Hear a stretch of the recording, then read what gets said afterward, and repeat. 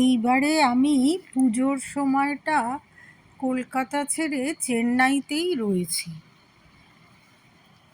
তা কলকাতাকেই পুজোর সময়টা খুবই মিস করছি, কারণ পুজোয় তো কলকাতার জাঁকজমকের সাথে অন্যান্য কোনো রাজ্যেরই তুলনা হবে না।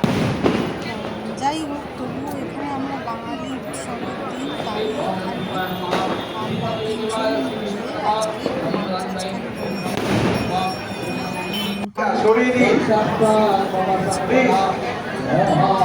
অফিসে